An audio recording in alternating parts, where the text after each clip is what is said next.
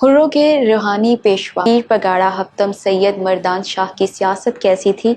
उन्होंने क्रिकेट के मैदानों से सियासत तक का सफ़र कैसे तय किया? उनके बाप को फांसी देने के बाद 15 साला पीर पगाड़ा को अंग्रेज़ों ने बरतानिया क्यों जलावतन कर दिया? और आज़ादी के बाद वज़ीर-ए-आज़म लियाकत अली उन्हें कैसे वतन वापस लाए? पीर पगाड़ा फैमिली के पास सरकार दो आलम सल्लल्लाहु अलैहि वसल्लम की ऐसी कौन सी यादगार और निशानी है जो उन्हें हर एक से मुनफरिद किए देती है? पीर पगाड़ा के कौन कौन से करीबी रिश्तेदार पाकिस्तान के वज़ीर-ए-आज़म और वफाकी वज़ीर बनते रहे हैं, लेकिन आवाम को खबर ही नहीं। तो दोस्तों, आज की वीडियो में हम 60 साल की सियासी इनिंग्स खेलने वाले पीर साहब पगाड़ा के इब्तदाई आयाम से लेकर उनकी मुकम्मल पॉलिटिकल जर्नी के बारे में जानने वाले हैं। पाकिस्तानी तारीख की मशहूर सियासी शख्सियात की बायोग्राफी सीरीज़ की किस्त नंबर 26 में खुशामदीद कहते हुए मैं हूं मरियम खुर्शीद। इससे पहले कि वीडियो स्टार्ट करें, सब देखने वालों से रिक्वेस्ट है कि हमारी इस वीडियो को लाइक कर दें। अगर पहली बार हमारे चैनल पर आए हैं तो इसे सब्सक्राइब करें और बेल आइकॉन वाली घंटी दबाते हुए ऑल पर क्लिक कर दें। और आप मुझे इंस्टाग्राम पर भी फॉलो कर सकते हैं, जिसका लिंक डिस्क्रिप्शन में दिया गया है। आज से एक सदी कबल पूरे हिंदुस्तान पर हुकूमत बरतानिया का कब्जा था। सिंध से लेकर पेशावर और दिल्ली से लेकर आसाम और चिटागांग तक बरतानवी साम्राज्य था। ऐसे में चंद गिने चुने मुजाहिदीन थे कि जिन्होंने अपने जज्बा ईमानी के बायस फरंगियों का जीना हराम किया हुआ था। उन्हीं में सिंध धरती से ताल्लुक़ रखने वाला एक नाम सैयद सिबगतुल्लाह शाह दोम पीर पगाड़ा शशम का था, जो अपने हुर मुजाहिदीन के साथ मिलकर काबिज अंग्रेज़ों के खिलाफ बरसरे पेकार था। आज से 92 बरस कबल 22 नवंबर 1928 के रोज़ पीर पगाड़ा शशम के घर में बेटे ने आंख खोली, जिसका नाम सैयद सिकंदर शाह रखा गया, लेकिन वो सैयद मर्दान शाह सानी के नाम से भी पुकारे जाने लगे।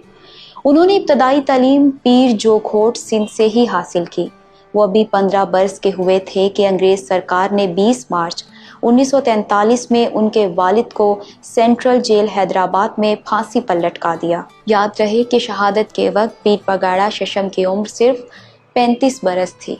सैयद मर्दान शाह और उनके अहले खाना को कराची लाया गया और बंदर रोड पर वाक़े मामा पारसी स्कूल के करीब मीर खुदाबख्श तालपुर की हवेली में नज़र बंद करते हुए पुलिस का पहरा लगा दिया गया और उनकी तमाम जायदाद भी सरकार ने जब्त कर ली।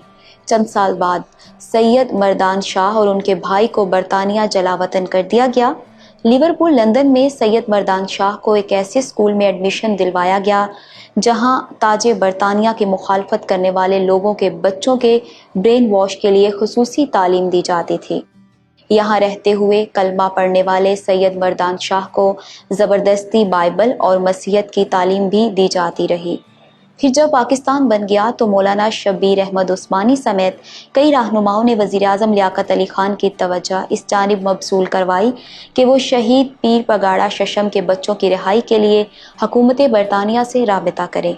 1949 में नवाबजादा लियाकत अली खान उन्हें वापस लाने में कामयाब हुए। उनकी आबाई ज़मीनें भी वागुजार करवा ली गई और 21 साला सैयद मर्दान अली शाह 7वें पीर पगाड़ा मुंतखब हुए। दोस्तों, मैं अपनी एक वीडियो में आपको बता चुकी हूँ कि सिंधी सूफिया के राशिदी सिलसिले के एक बुजुर्ग के दो बेटे थे। एक साहबजादे को सरकार दो आलम सल्लल्लाहु अलैहि वसल्लम की दस्तार मुबारक मिली तो दूसरे साहबजादे को झंडा। दस्तार को सिंधी में पगाड़ कहते हैं, लिहाजा इसी निस्बत से एक भाई को पीर पगाड़ू या पीर पगाड़ा कहलाया जाने लगा, जबकि दूसरा भाई पीर झंडा। सैयद मर्दान शाह पीर साहब पगाड़ा ने हस्बे रवायत सियासत करना शुरू की। उन्होंने कायदे मिल्लत नवाबजादा लियाकत अली खान की शहादत को भी देखा और बाद में आने वाले वज़ीर-ए-आज़म के साथ भी राबते में रहे। कहा जाता है कि पीर पगाड़ा की ही सिफारिश पर सदर सिकंदर मिर्ज़ा ने जुल्फ़कार अली भुट्टो को अपनी कैबिनेट में मिनिस्टर लगाया था। 1958 में जमहूरी हुकूमत का तख्ता उलटने के बाद फील्ड मार्शल अयूब खान ने इक़्तिदार संभाला तो उन्हें चैलेंज करने वालों में पीर पगाड़ा भी शामिल थे। जनवरी 1965 में होने वाले सदारती इंतखाबात में वो बानिए पाकिस्तान की हमशीरा मोहतरमा फातिमा जिन्ना के कंपेनर थे, लेकिन धांधली की वजह से फातिमा जिन्ना को इस इलेक्शन में शिकस्त से दो चार होना पड़ा। बाद मोहतरमा फातिमा जिन्ना ने मुस्लिम लीग फंक्शनल के नाम से एक सियासी जमात बनाई اور پیر صاحب پگاڑا کو اس کا سربراہ بنا دیا۔ مسلم لیگ فنکشنل ہی پیر پگاڑا کی پہچان بنی اور وہ مرتے دم تک اس پارٹی کے ہیڈ رہے۔ یہاں میں آپ کو بتاتی چلوں کہ ایوب خان کو صدر پاکستان بنے ابھی چند مہینے ہی گزرے تھے کہ ستمبر 1965 میں انڈیا نے پاکستان پر حملہ کر دیا۔ 65 کی اس پاک بھارت جنگ میں پیر پگاڑا بھی میدان میں اترے۔ ان کے لاکھوں مریدین اور حر مجاہدین نے پاک دھرتی کا دفاع کیا۔ اس جنگ کے اختتام پر حر جماعت اور پیر پگاڑا کی خدمات کو خراج تحسین پیش کرتے ہوئے انہیں ہلال پاکستان کے اعزاز سے نوازا گیا۔ اسی طرح 1971 میں بھی حر فورس پاک فوج کے ساتھ مل کر سرحدوں کی حفاظت کرتی رہی۔ سقوط ڈھاکہ کے بعد ذوالفقار علی بھٹو نے پاکستان میں اقتدار سنبھالا تو انہیں پیر پگاڑا کی اپوزیشن کا سامنا کرنا پڑا۔ 1977 کے جنرل الیکشن میں جب پیر صاحب نے لاڑکانہ والے حلقے سے الیکشن لڑنے کا اعلان کیا تو اس موقع پر بھٹو نے تضحیک آمیز لہجے میں کہا کہ جو بھی میرے مقابلے کے لیے سامنے آئے گا وہ سندھی کا بچہ نہیں ہو سکتا۔ یاد رہے کہ بھٹو صاحب کو پہلی بار وزیر بنوانے والے یہی پیر پگاڑا تھے۔ انہوں نے اپنی زندگی میں صرف ایک بار الیکشن لڑا۔ 1988 کے عام انتخابات میں وہ خیرپور کے پہلے حلقے سے امیدوار تھے جہاں ان کا مقابلہ پیپلز پارٹی کے سید پرویز علی شاہ جیلانی سے ہوا۔ پرویز جیلانی کے 88,151 ووٹوں کے بدلے میں پیر پگاڑا کے بیلٹ باکس میں 34,363 ووٹ پڑے اور یوں وہ شکست کھا گئے اور اسلام آباد کے پارلیمان تک نہ پہنچ سکے۔ بعد ازاں انہوں نے کبھی الیکشن کانٹیسٹ نہیں کیا، تاہم وہ سیاست میں فعال رہے۔ پیر صاحب کی حصے لطافت کمال کی تھی اور وہ سیاسی حالات پر کچھ ایسا تبصرہ کرتے کہ سننے والا ہنسنے پر مجبور ہو جاتا۔ 1985 کے غیر جماعتی انتخابات کے بعد سندھ سے تعلق رکھنے والے محمد خان جنیجو پاکستان کے وزیر اعظم بنے تو پیر صاحب کا کہنا تھا کہ میں نے گارنٹی لے لی ہے کہ ہمیں یہ واپس بھی زندہ چاہیے ہوگا۔ یہاں میں ایک دلچسپ واقعہ آپ کو سناتی چلوں کہ جب ضیاء الحق دور میں نواز شریف کے جنرل صاحب سے تھوڑے اختلافات ہوئے تو نواز شریف نے بیان دیا کہ میں پنجاب کا آئینی چیف منسٹر ہوں، کسی کی ڈکٹیشن نہیں لوں گا۔ پھر جب یوسف رضا گیلانی کو یہ لالچ دیا گیا کہ ایم پی ایس کو اپنے ساتھ ملا کر تم خود پنجاب کے وزیر اعلیٰ بن جاؤ، تب نواز شریف کو اپنی کرسی جاتی نظر آنے لگی تو وہ لاہور سے پنڈی GHQ پہنچے اور جنرل ضیاء کے قدموں میں بیٹھ کر معافی مانگی۔ لاہور واپسی پر ان کا کہنا تھا کہ الحمدللہ نواز شریف کا کلہ مضبوط ہے، جبکہ تبصرہ کرتے ہوئے پیر پگاڑا نے کہا کہ نواز شریف کی بوری میں سوراخ ہو گیا تھا جس میں سے دانے گر رہے تھے، میں نے اسے سی دیا ہے۔ پیر صاحب کھلے عام اس بات کا اعتراف کرتے تھے کہ ہاں میرے فوج سے تعلقات ہیں۔ وہ کہا کرتے تھے کہ سب GHQ کے وفادار ہیں لیکن مانتا کوئی نہیں، میں بھی GHQ کا آدمی ہوں۔ جب بھی ملک میں حالات کشیدہ ہونے لگتے تو ان کا مشہور ڈائیلاگ یہ ہوتا کہ مجھے بوٹوں کی آواز سنائی دے رہی ہے۔ مشرف دور میں جب مسلم لیگ قائد اعظم بنائی جا رہی تھی تو پیر صاحب کو یہ آفر کروائی گئی کہ آپ بھی فنکشنل لیگ کو اس نئی جماعت میں مرج کر دیں، لیکن انہوں نے یکسر مسترد کر دیا۔ وہ سگار باقاعدگی سے پیا کرتے تھے، فوٹوگرافی، شکار کرنا اور گھڑ سواری ان کے شوق، جبکہ سیاسی پیشن گویاں کرنا بھی ان کا مشغلہ تھا۔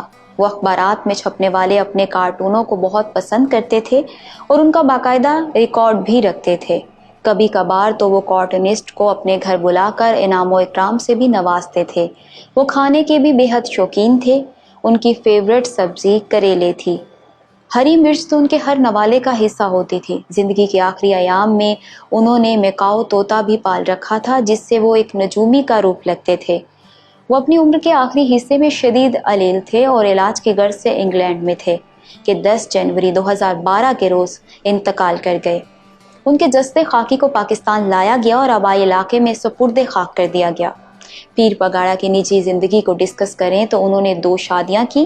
ان کے 4 بیٹے تھے۔ پیر پگاڑا سید مردان شاہ یوسف رضا گیلانی کے سگے خالو تھے، یعنی یوسف رضا گیلانی کی والدہ اور موجودہ پیر پگاڑا پیر صبغت اللہ راشدی کی والدہ سگی بہنیں ہیں۔